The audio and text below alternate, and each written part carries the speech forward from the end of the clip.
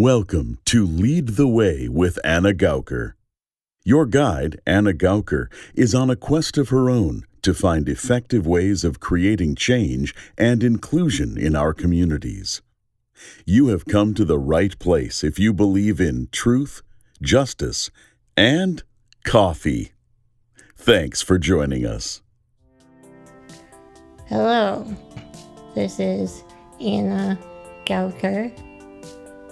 The whole purpose of this project, Lead the Way, is to identify and analyze innovative approaches to big problems and the leaders that are making those concepts come to life. With that in mind, it is a very exciting time in Lead the Way, as we will be looking at a subject that I know little to nothing about and learning what's happening and how it is revolutionizing the traditional criminal justice system, and that is restorative justice.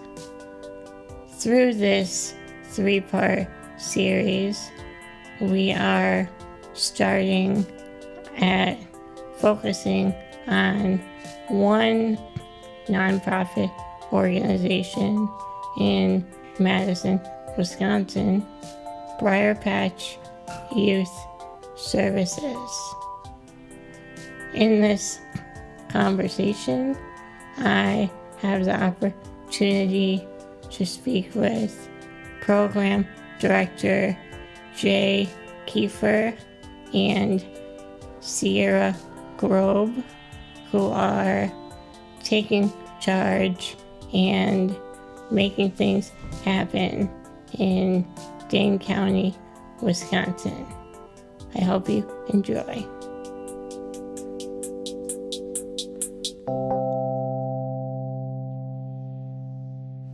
How about if we start out with each of you introducing yourself and talking about how you first got connected with Briar Patch. So I can start. My name is Jay Kiefer.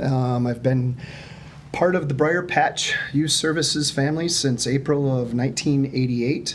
I got my first experience here as an intern in college, and was fortunate enough to do work in a group home for a year or two, and an opening occurred here, and I was fortunate enough to be hired. And so I've been part of the Briar Patch family now for 31 years. Excellent. I haven't been here quite as long. My name is Cierra Grobe. I'm the Municipal and Youth Peer Court Program Coordinator here. I started back in December, but before that I started my career as a paralegal for a criminal defense firm in the area. We worked on pretty high profile sex crimes, domestic violence, and when I started that I realized I wanted to do more work that was proactive instead of reactive to things going on within the system. Transition to RISE Children Come First program, where I supported youth that were either already part of the Department of Corrections, residential care centers, or other mental health institutions, and tried to either bring them home or keep them in the community as much as I could. And that's where I learned about Briar Patch, as I would team with individuals in the intensive supervision program here, and had the opportunity to kind of get to know the staff, get to know the teams here, and realize, man, I kind of want in on that, especially since I primarily had a legal background. And so that's when someone from the intensive supervision program informed me that there was an opening in the youth peer court program for the supervisory role. And so I made the application deadline by the night before, and I was very excited about that. Very cool. Thank you. Can one or both of you talk a bit about Briar Patch and the overall mission and what goes on here? Sure. So I'll start. And It's kind of evolved over the years. Briar Patch itself has been around in the Dane County area since 1971. It started out as a response. If you can think back to 1971, that was a time in the city of Madison when there was a lot of protests going on, a lot of really powerful action from young people going on. And so not surprisingly, young people under the age of 18 became interested in being a part of that scene, and so made their way to Madison. And once they got here, found that there were a lot of challenges for them, and some of those challenges were homelessness. They found themselves in situations where they maybe weren't in safe places to be able to be at. And so Briar Patch back then was started through a group of citizens who said, we need to do more for our young people in terms of providing them with support. These are young people who are runaways. We want to connect them with services. And so that's where the basic counseling kind of guidelines that we are principled on here come from, is that there is a reason why a young person, I should say, is perhaps running away from home, or they find themselves in a homeless situation. And for many of them, they need a safe place to be able to talk about that. And so Briar Patch initial mission was to provide that space to give young people a place to be able to talk about what was going on at home, what brought them, away from that situation, and what are their needs, and what can we do to connect them with services to support them either to return home through counseling, perhaps connect them with other services, AODA services, if that was a presenting issue. If it was more mental health driven, we're not a mental health agency, so we would connect young people with mental health services. So as the agency has grown and expanded, we serve last year a little over 3,000 young people. And young people is defined as a person as young as 10 years of age can find their way into services within our agency, all the way up to 24, because we have some federal funding that operates our runaway and homeless youth programming that does allow support for up to 24-year-olds. So it's a pretty broad spectrum of ages of young people that we serve here. And it can be everything from finding employment opportunities for young people to providing them with a safe place to talk about what's going on in their home, challenges that they might be having with peers. Some of our young people might be court ordered to some of our programs because of violations that have occurred, that they were deemed to be under a court order to participate in specific programs. Cierra's program, which I know we're going to spend more time talking about, is all geared towards restorative justice, and that's more trying to find where is the harm. For some young people who come in, the presenting issue might be what we would term a law violation, a disorderly conduct or something like that. That might be the presenting issue, but really what's going on is something much deeper than that. And so peer court and our restorative justice programming are all geared towards kind of finding out what is it, doing a deeper dive within, what's going on with that young person, and provide them with support and services that are going to better meet the needs, as opposed to just giving them a ticket or sending them to court, but rather to figure out what's really going on here, what's the harm that's been happening within this young person's life, that we can kind of figure out what the next steps are. So you want to fill anything in that I kind of glossed over?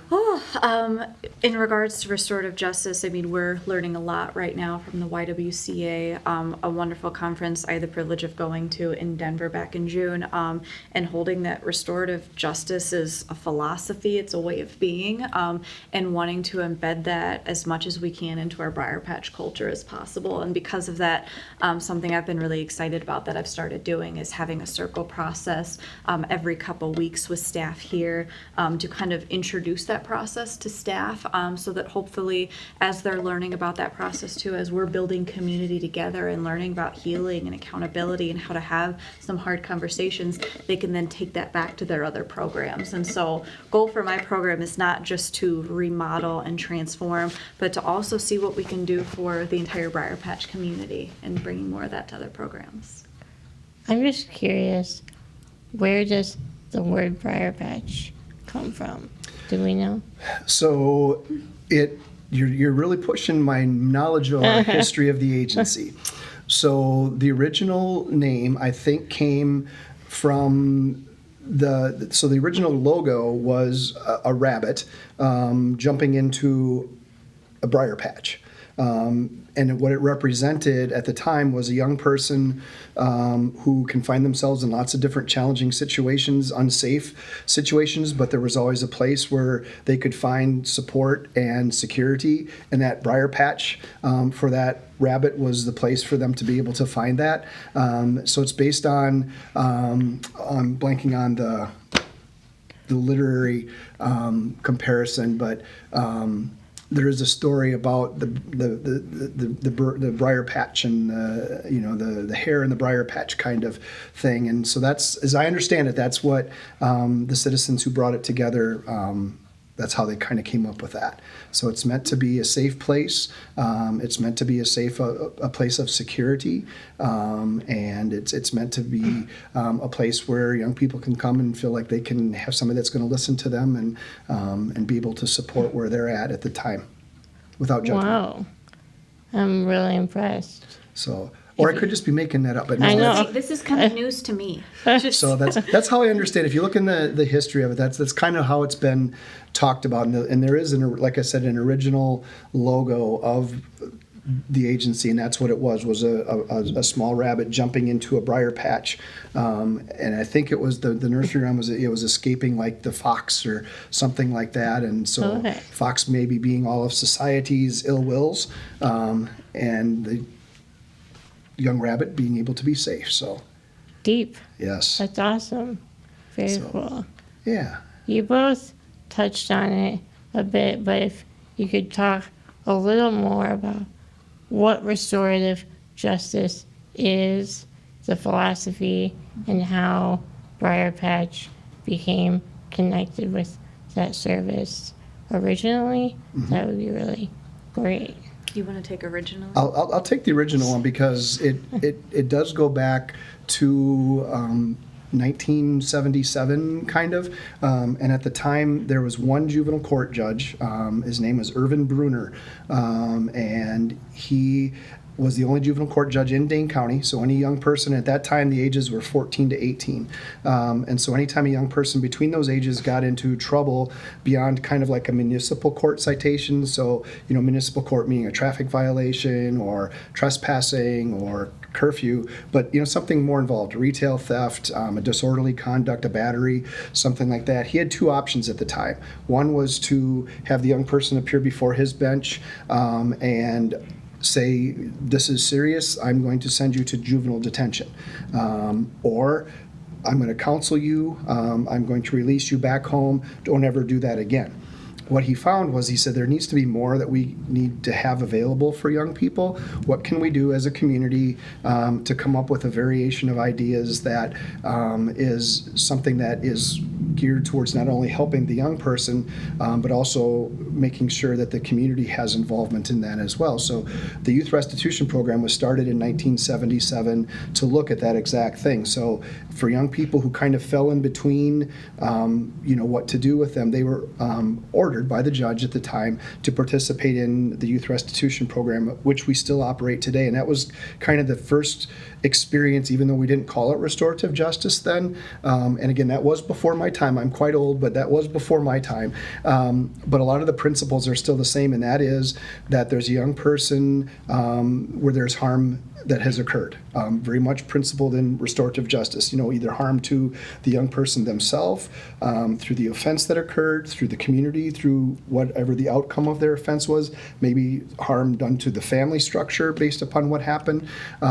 But the point of it is to try to help the young person make things whole, and which is, again, very much a principle of what we now know as restorative justice. What can we do to make the situation whole? So in those cases back in 1977, it was kind of the first time that we had the opportunity to check in with the family and find out what's going on here. This young person doesn't seem to be going to school. They're not coming home at night. They're not following the rules. Oh, and by the way, they had this situation that led to contact with the police. So can we figure out what's going on and maybe come up with a solution involving, service back to the community, or maybe restitution being made to a victim. If a young person back then stole a really cool 17-inch RCA television set, which probably would have been what was around in 1977, that was valued at $350, and that television set was taken from my home as a victim, the young person would be expected to repay me for the value of that television set. So that's kind of the piece of the restorative justice triangle where you hold the young person accountable for what happened, right? But with that, we maybe help them find a job, help them be able to secure employment so they're able to repay the cost of that, and that they continue to work in that job after they're done. And then on the other side of that is that the young person has gained the skills to make better choices through the counselor that's working with them and supporting them, that they hopefully won't ever come into contact with any law enforcement again. So that's kind of like the way back version of restorative justice before it was really called restorative justice. And so through my time being here, through the agency's time, it's kind of evolved. In the 90s, people embraced the concept of restorative justice more. So at that point in time was the first time we did something called victim offender conferencing at this agency at Briar Patch, and it was driven by victims and young people who had committed an offense and trying to bring them together to figure out what happened, what was going on that led to this happening. And from the victim's perspective, sometimes it was just a matter of being able to know who the young person was and see that it's a 13-year-old kid, and that was a great comfort to them just to know that they weren't being,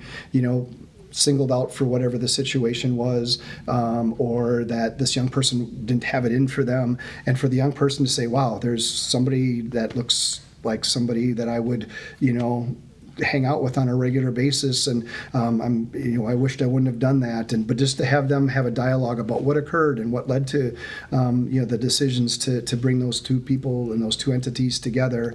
And then it's continued to evolve to where Cierra's vision now is of one that's taking it to a whole nother level, and I'll let her kind of speak to that a little bit.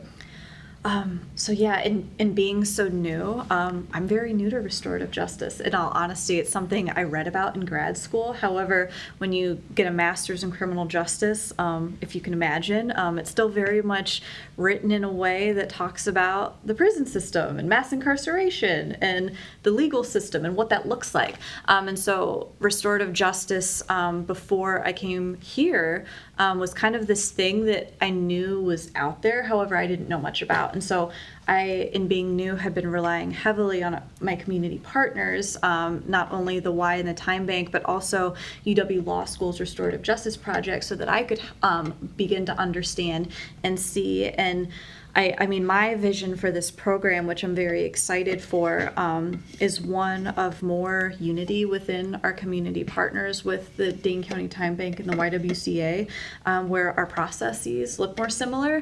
And that's what's leading Briarpatch Youth Peer Court to be transitioning to a circle process model and to be renaming, hopefully, at the beginning of January.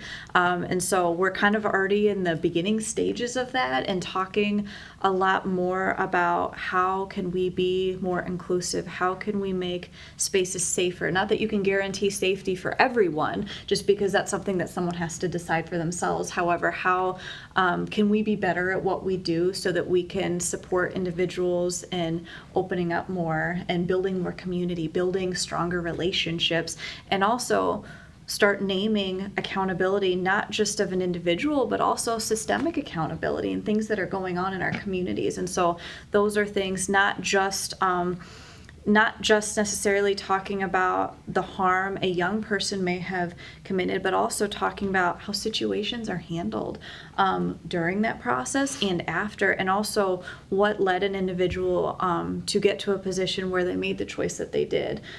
With our political climate as it is right now, something we're seeing a lot more of are incidents with race involved in them, youth escalating because of racial slurs that are being said, and a lot of not understanding of our young people and hearing things in the media and thinking that certain behaviors are okay. And so not only are we talking about, hey, that behavior is why we're here, because you may have acted in a certain way. However, let's talk about how you were treated and what happened to you, because that's not okay either. And so restorative justice for me is not just supporting young people in building community and moving forward, but also validating experiences, validating the reality of the world in which we live in, and just being pretty transparent with some of these youth that it's really hard out there, and giving them a space where they could talk about that. And so that's something that I feel very privileged to start bringing to the program here, and I'm grateful to have started that and to have been in the beginning of those conversations with youth, and to be trying things out, and to hear youth saying things like, wow, like, it was so nice to be heard. Like, it feels so much better than, how it used to be. And I say, tell me more about that so that I can understand, so that I can be better. And so that's what I'm very excited to bring to this program in the future. Can you talk a little bit more about that support and how you're able to deliver it? Like, are you having discussion groups with youth and hearing about experiences and connecting each individual, or is this on a one-on-one basis? Like, how does that look? So the support, it kind of looks different based on the situation. However, we'll get information about a case before that case will begin, and that helps us begin to understand what questions are going to be helpful for us to ask first as the icebreakers in this situation. Also, questions to kind of ground the space in the discussion that we're going to be going into, so that people are kind of aware, like, oh, so this is where we're going with this conversation. And that's where relationships kind of start to form, and people sharing experiences, and then the individual talking about the event. We do our best to facilitate, if families are willing and wanting that, warm handoffs to family support services that we have here at Briar Patch. Our therapist, Libby Lee, who is here, does her best to kind of be around when sessions are going on, and will sit in from time to time to be able to connect families. If we hear about an interest that someone may have, like, this is something I really want to look into, that's one of us counselors or someone saying, well, like, maybe we should help you, like, look into that. Like, let's talk about that some more, like, that interest. And also the agreements that are coming out of peer court, how can we use those to not only address the harm, because also too, one thing we're realizing, which is amazing, is that some of these communities and some of these families are addressing harm on their own already. If there's instances where youth have committed a retail theft, sometimes parents will say, yep, we marched back in there, we paid for everything that was taken, they wrote a letter of apology, here's how we handled this as a family. And then I'm thinking, how can we turn this into a positive then? How can we make this something that you don't have to feel shame about, but you can share, like, what you learned about this process? And so we get very creative in what we can do for an agreement, and oftentimes agreements are, hey, you're really interested in pursuing that career. Why don't you reach out to someone that does what you want to do and interview them, or figure out if that's something that you really do want to do after you do some research into that, and reframing what has happened into a positive, and they're supporting youth and building connections that way. Does that make sense? Yeah. Okay. Definitely. Okay. And maybe this is jumping back, I'm not really sure, but in research for this interview, I'm realizing, I don't know a lot about the lingo of restorative justice. First of all, do you consider yourself a provider of restorative justice? And, like, what's a circle? Oh. People talk a lot about circles. Well, maybe I'll start with the circle, Okay. because that's easier right. for me to explain. So a circle process, and that was something I was super nervous to facilitate, just because it's something I kind of just had to jump into. I had been in so many, and I went to other practitioners, and I said, I've never done one before. How am I going to do this? And they said, oh my gosh, like, no, just wing it, just go with it, and people will be forgiving of you. And so I've been grateful for all of the people around in this agency, the youth that have been given me so much grace in when I say, oops, I messed up this circle, I botched this, and how forgiving people have been. So a circle process in restorative justice, and I'm not a super huge professional, so don't necessarily quote me on all of this, but everybody gets together in a room, and they're in a circle formation. There's typically a facilitator and a talking piece with a centerpiece in the middle. The centerpiece is a piece that's supposed to ground the space. The Y has one that is just absolutely beautiful. It has 4 people in a square and they're linking arms together, and it grounds the space. I don't know how to say it another way. People have used flowers for centerpieces, something peaceful, something signifying community, healing, togetherness. And so everybody's in the circle. We have a talking piece, and the talking piece will move in a direction in a circle around the room.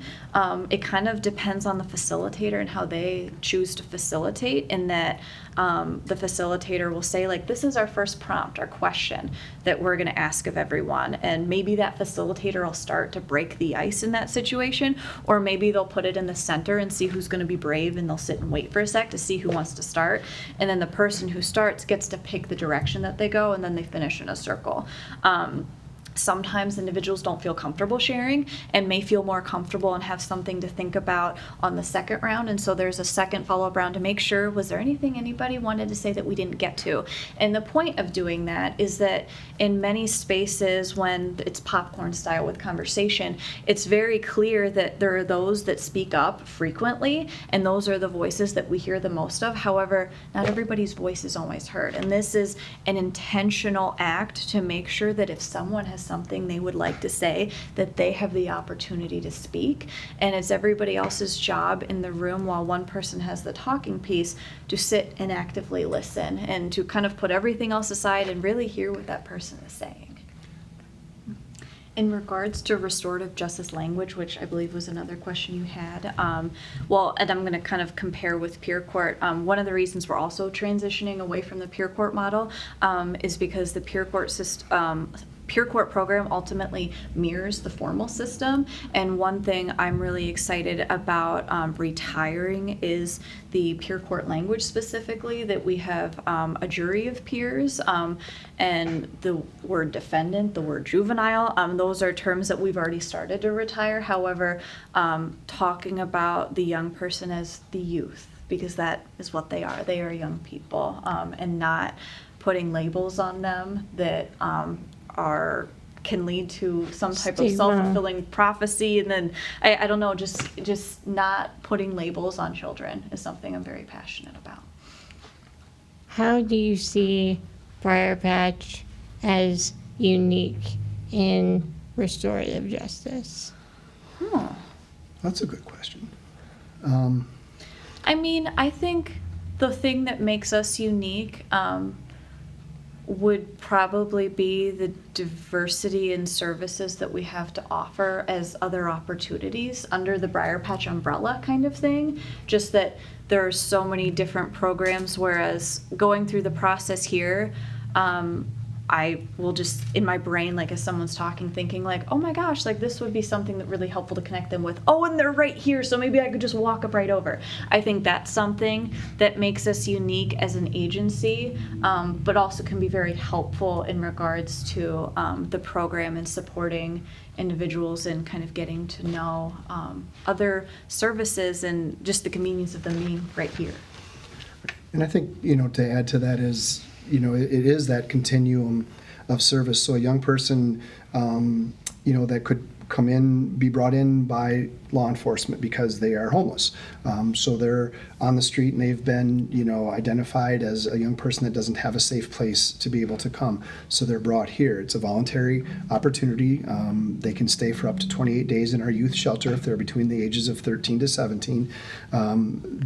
There's no questions asked why they're here, but then while they're here, again, that continuum, what makes that important is like we'll start to figure out, okay, what has brought you here to this point? Let's get you safe. Let's get you something to eat. Let's have you take a shower, get clean clothes, have a place to sleep, and then have support. And then let's figure out what brought you here. And it can be a variation of things, some of those things that we can provide on our continuum of services. So I think that's pretty unique, in that if, a young person is looking for counseling, we can provide that. There's no cost to that here. They can talk to somebody who is a counseling staff to talk about what's going on from them. What are their challenges? What are their frustrations? We can do the same with the parent. We can combine the parent and the youth together and have a family session, and to kind of figure out what's going on in the home. Is it something that needs to be a little bit more structured family therapy? Then we'll help get them connected with that service as they have identified it. But if they want to continue to come here, they can. Again, there's no cost to that. If a young person is, also presenting that, boy, I really love to have a job. I really want employment. I want to figure out a job, but I don't know how to get a job. We have our Youth Job Center that provides that training and that experience and that connection to the community to be able to help them navigate what it's like to get a job and to hold on to that job and to secure that job. And then they continue to offer support to that young person as they get more comfortable and kind of add those weeks of employment to their, to what they're doing is a way to be able to help support them. We have young people who identify as LGBTQ who maybe don't know how to come out to their parent, or maybe they did come out to their parent and their parent kicked them out of the house, and that's why they're now finding themselves in a homeless situation. So we have our Teens Like Us group that meets every Tuesday here, as a voluntary drop-in group for kids who identify as LGBTQ to kind of start to work through what that's like. And again, that's between the ages of 13 to 17. And so offering support and having topics of conversation that are relevant to our young people. Some cool things that come with the Teens Like Us. We had in June, we had our Pride Prom, which was attended by over 450 young people who identified as LGBTQ or allies up at the Children's Museum. And it was just an incredibly powerful and empowering opportunity for young people to be able to get together and be who they are. And so that's pretty unique thing. So we offer opportunities that kind of vary across the spectrum of what it's like to be a young person, learn what it's like to be a young person, right? I mean, all of the hormones and all of the things that are shooting out of you when you're 13 and 14 years of age are crazy. And so, hopefully we provide experiences here and support here that help navigate that. What's your method of outreach? Like when you talk about your youth shelter and you get referrals, but how do you know that people know that that's an option? Sure. So the first way I like to answer, or I do answer that, is that you're not going to probably know a young person is homeless, or you're not going to know that a young person between the ages of 13, to 20 years of age are in a situation where they don't have a safe place to be able to be because they don't want you to know. I think most of us, when we think of somebody who is homeless, we'll think of folks on State Street. We maybe think of people up at the Capitol Square. It's very visible. It's very, adult driven. Our young people don't want you to know that they're homeless. They have backpacks that may look like the backpack that they take to high school and they carry around with them all day long. It's not filled with books and papers and pens and pencils. It's filled with, clean clothes. It's filled with, whatever it is that they have on their back that day that's in that backpack. They may be staying at one friend's house this night. They may be staying at another friend's house the next night. They may be able to stay there for a week, but at some point, perhaps that's no longer an option for them. And so the school, we're really closely connected with all of the schools in Dane County. So every one of the schools has a person who is the homeless liaison person in that school, and they will connect us with young people and say, hey, we have a young person that's really struggling right now. They're not sure of what their next steps are. So they'll contact our street outreach team and they'll individually go out and meet with the young person if that's where they want, if they want to meet. If they want to meet in school, we'll meet them there. If they want to meet at a restaurant, we'll meet them there. We have some of the restaurants that are open 24 hours a day that know of our services. We provide them with information about Briar Patch, and they see a young person who looks to be 13, 14, 15 years of age at 2 o'clock in the morning sitting at their table of a restaurant. They'll maybe give us a call and say, hey, we have a young person here that we think is in a tough situation. Can you maybe connect with them and somehow and be able to work with them and help them, get services that they might need? Certainly the police is a way, because they'll have a young person who is, on State Street or someplace, and they're contacted to say, hey, there's this young person that is, doesn't have a place to be able to go. And then just the general population. I mean, parents, we provide information to all of the schools. We provide it to all of our community partners, community centers, neighborhood centers, that this is a place that you can contact if you are thinking that a young person could use some support. And there's no judgment. I mean, we're not, our first thing is, can we keep the young person safe? Are they safe? Are they hungry? And then we'll figure out what happens the next day. But first off is we want to get them off the street, get them into a safe situation, and then be able to figure out what's going on from there. Also with volunteer training specifically for peer court, I don't know what the training looks like for other volunteers, but I'm assuming it's similar. I talk at lengths about all of our programs, specifically resources and information for other youth that are volunteering to be aware of, to take back to their communities. And when I spoke at a youth social justice forum in Sun Prairie, I shared a bunch of information there with youth throughout the community so that they were aware if they themselves or have a friend that's experiencing homelessness, so that they could utilize those resources and be aware. How do you find volunteers for your restorative justice program? And that is something I'm still learning and working on. The Youth Social Justice Forum I was invited to speak at, and that was comprised of youth that want to be leaders and are wanted to come to learn about reform and what they could do to get involved in their community. So I got a lot there, and that was awesome. We also have youth that have gone through the process and want to stay on, and that's honestly really what we're hoping for, just because those youth that have been through that process that were nervous coming in and can speak to the experiences of others and say, like, hey, I've been there. Like, that's the ticket in terms of building those relationships and those connections. And so youth will say, like, I want to stay on and volunteer. And so that's really helpful. I also will reach out to schools, and I'm doing more work of that hopefully for in the fall, to see if there are youth that are interested. And there's no like academic barrier to youth volunteering. What we would really hope to have are individuals that have been through the process the most, just because they can speak to the work and support in a different way. I think, also I would add that, all the folks that you saw when you came in downstairs, most of them are volunteers. Many of them come from the UW, from Edgewood College, from Madison College, citizens who just want to volunteer.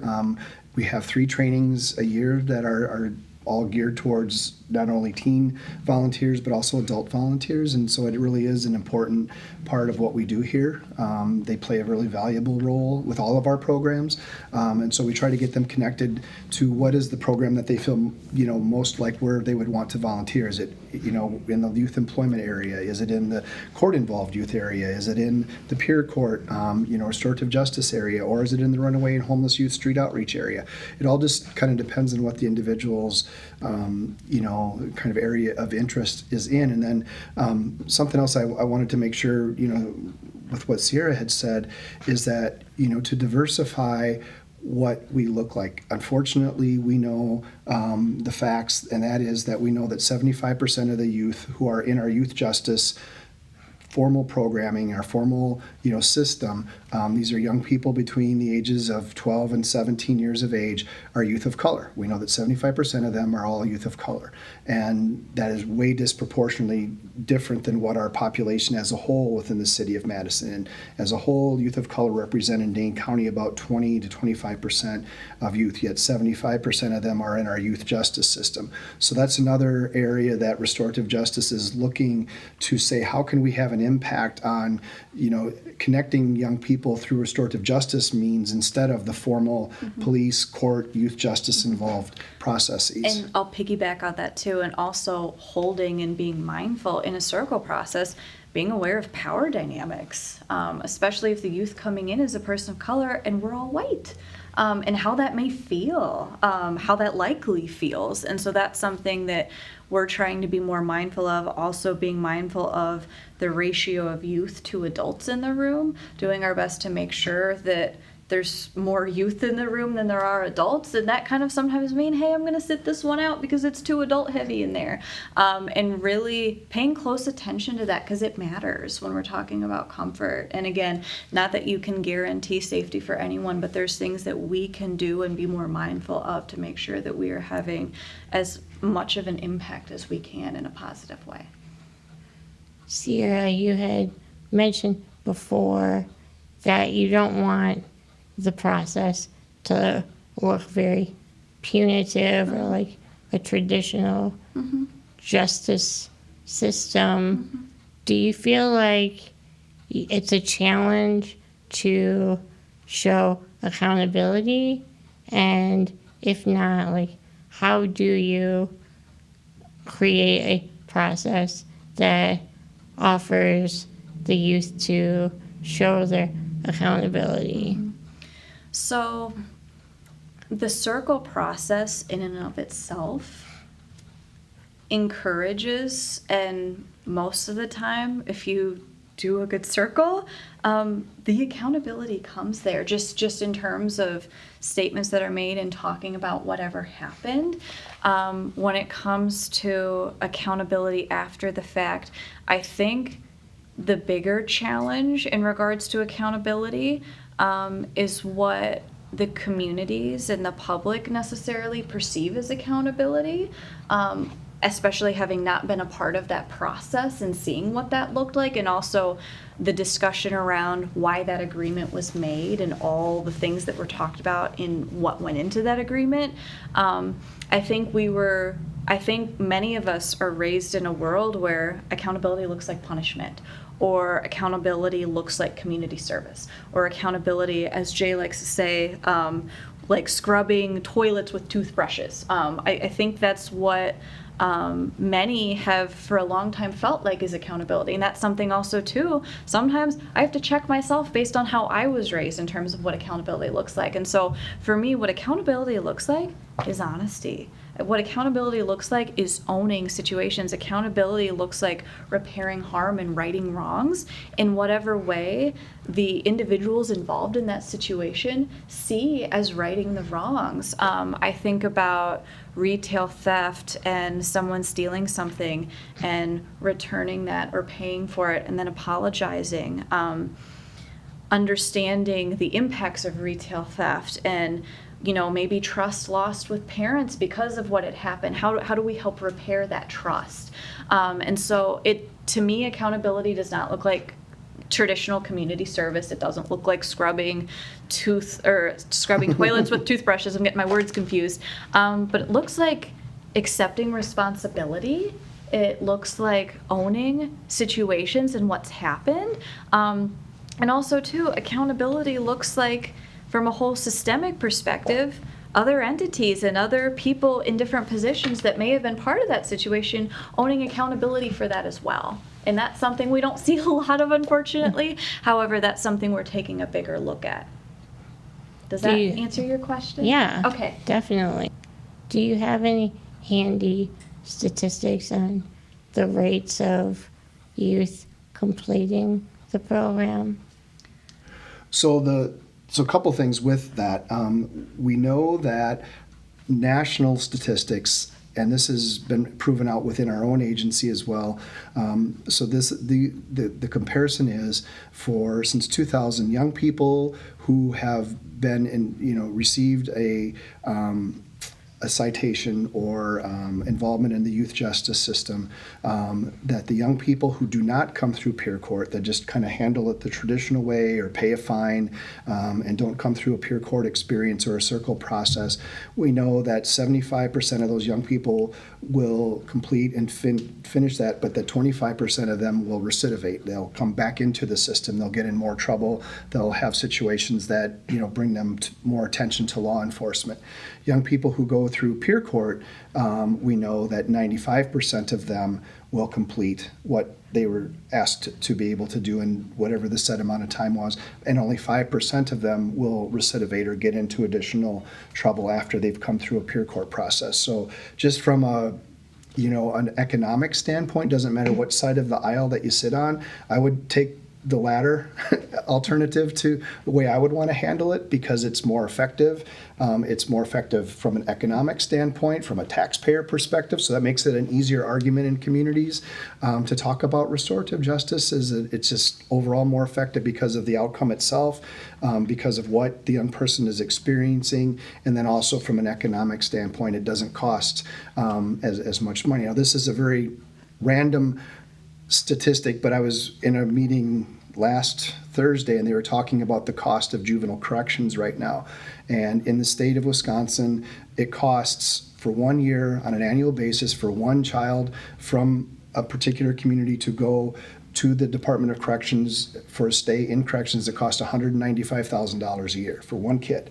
And so when you think about that amount of money and what you could do within the own community with that $195,000, I would submit that we can do a lot more in the community if we support that young person, when things start to kind of present themselves as an issue or a challenge that doesn't lead them to being able to, have to experience something as strong as the Department of Corrections. So locally with our own statistics, I'm trying to think where we're at with the Restorative Justice Initiative. I want to say that 85% of youth are completing through all of the programs. I can't speak to the Dane County Time Bank or the YWCA. However, the Dane County Time Bank did just release all of their data, I believe, from the past year.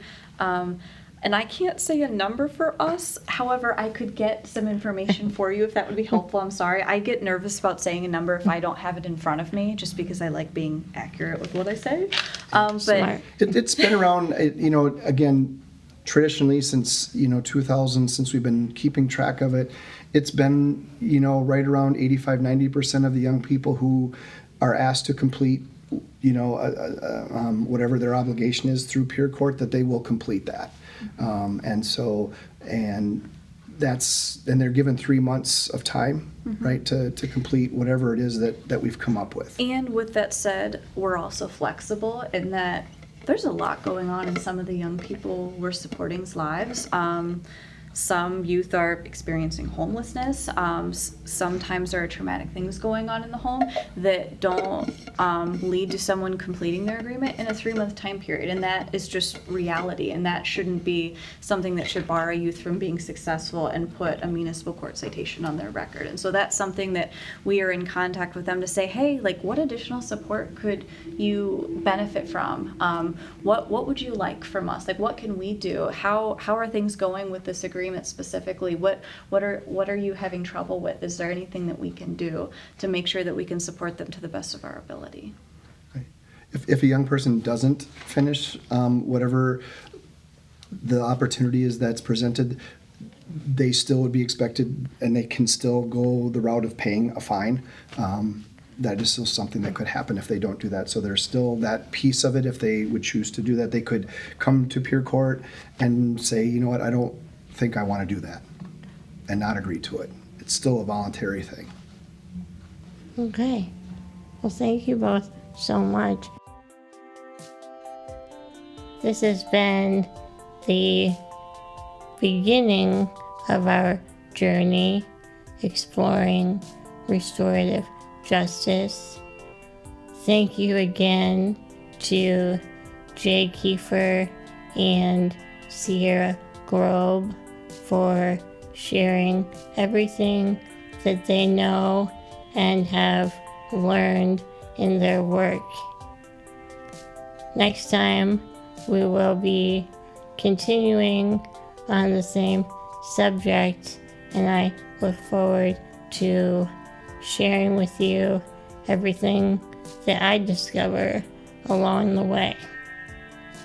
This episode is brought to you by the time and talent of Buzz Kemper and Tyler Willenbrink.